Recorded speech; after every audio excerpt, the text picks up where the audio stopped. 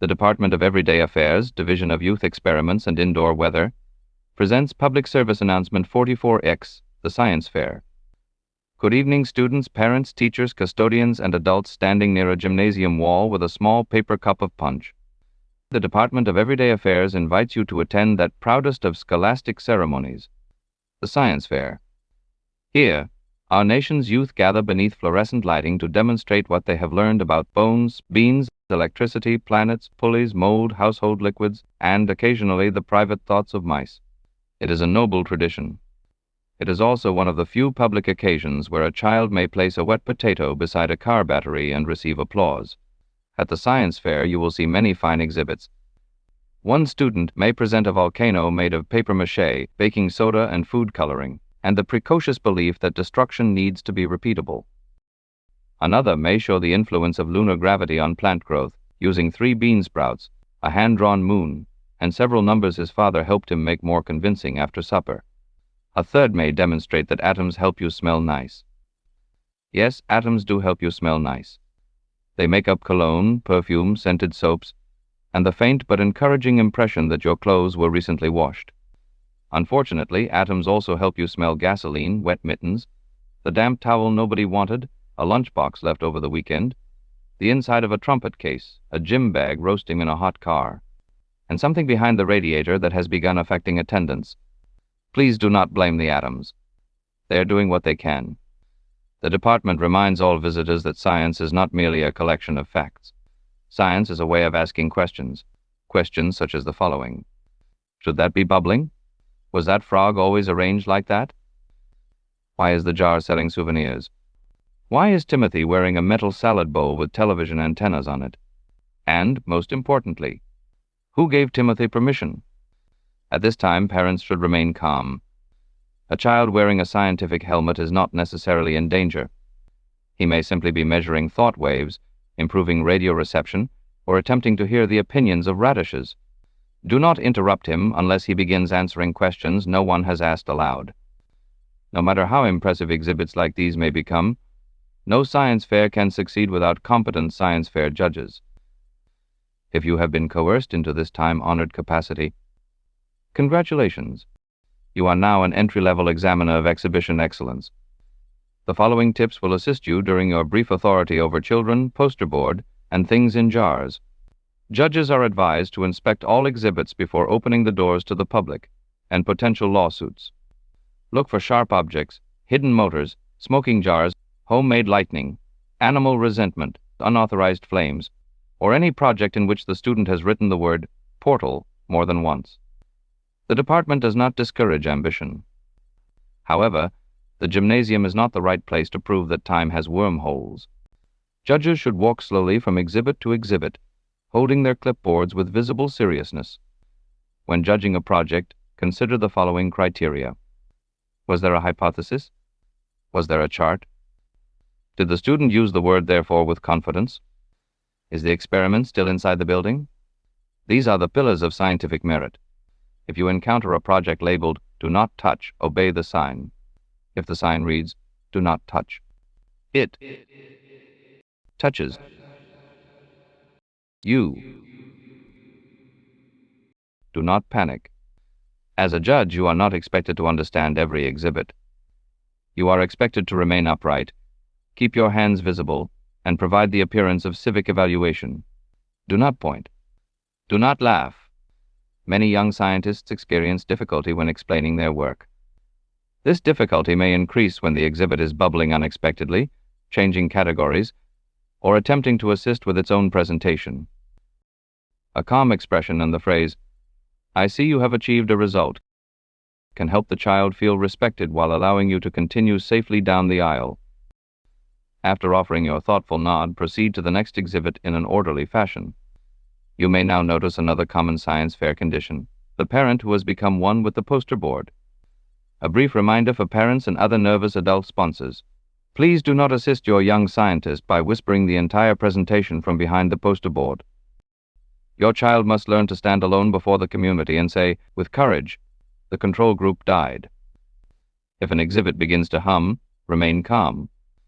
If an exhibit stops humming, remain calmer. If an exhibit begins humming your name, proceed quietly to the designated evacuation area and do not look proud that it chose you.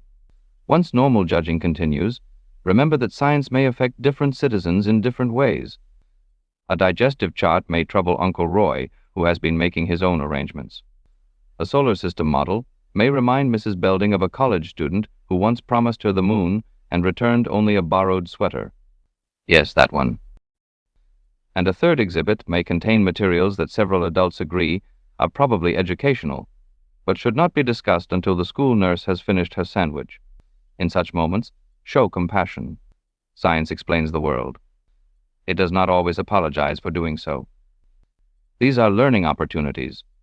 Smile. Nod. Say, "Very interesting." Then move along before the student opens the second jar. The department also reminds young participants that discovery carries responsibility. Before you announce that you have discovered gravity waves, please make sure that your project sign has not simply fallen over. Before claiming your hamster can predict storms, determine whether your hamster is merely frightened of your poster. Before telling the judges you have grown a new kind of mold, confirm that it did not arrive on the sandwich you brought from home. And never, under any circumstances, combine all leftover materials at the end of the evening just to see. That is not science. That is how federal aid is awarded. At the end of the science fair, ribbons may be given out. Please remember that colors may vary according to school district, county, and any project-generated alternate realities. However, where no school, county, or dimensional regulations apply, the official American standard for medals, ribbons, and children standing beside cardboard suggests the following. A red ribbon may be awarded to any project that successfully reaches the end of the fair without involving the fire department. A green ribbon may be awarded to any exhibit that remains alive at closing time, provided it was alive at registration.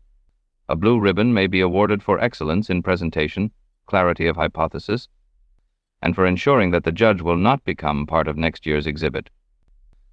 A gold ribbon may be awarded when your project attracts the attention of visiting representatives from the government, a 3-star general, or a smiling gentleman from Trioxin Family Chemical. Trioxin Family Chemical. Tomorrow will be explained later. This does not necessarily mean you have won. It may mean your idea has been recognized, purchased, classified, or stolen by adults with better shoes. Please continue smiling for the photograph.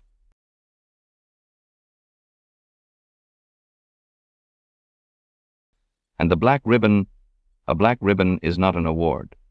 If you receive a black ribbon, please see the principal after the fair. Do not bring the exhibit. The principal has already seen enough. As the lights are turned off and the folding tables are dragged back into storage, take one final look at the proud exhibits of our youth. The volcano has dried. The beans have leaned toward the moon. The atomic fragrance display still smells faintly of lavender, ozone, and apologies. Timothy's helmet is quiet now. Mostly. Children who do not win should remember that science is not about prizes. It is about curiosity, patience, observation, and someday making adults nervous in a better funded room. Children who do win should remain humble. Today you have defeated your classmates with poster board. Tomorrow there will be algebra, calculus. You may notice that the experiments have not stopped. They have merely left the building. And as a young scientist becomes more distinguished within his own department, his discoveries may gradually become important to larger departments until the work is no longer merely promising, but world-shaking. The sky may become educationally bright. Windows may express themselves inward. Several citizens may receive a level of warmth normally reserved for industrial cookware. Do not panic. The world has become your science fair. Some projects, you will find, are best left disqualified. Yet a project judged unsuitable for a science fair may still prove entirely suitable for government work. So whether you are a parent, a judge, an educator, or a young scientist preparing to make tomorrow noticeably different, the department asks that you do your part. Support curiosity. Respect the children. Explain your hypothesis clearly. Label your materials. Merely observe the exhibits. And do not touch anything that is visibly straining to touch you. Science belongs to all of us.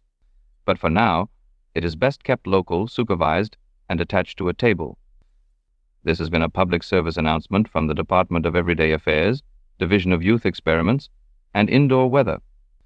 As you head home to celebrate tonight's young innovators, please remember to pass the family Geiger counter over all shoes and outerwear. If the clicking resembles game show studio applause, report immediately to decontamination. Have a radiantly safe evening.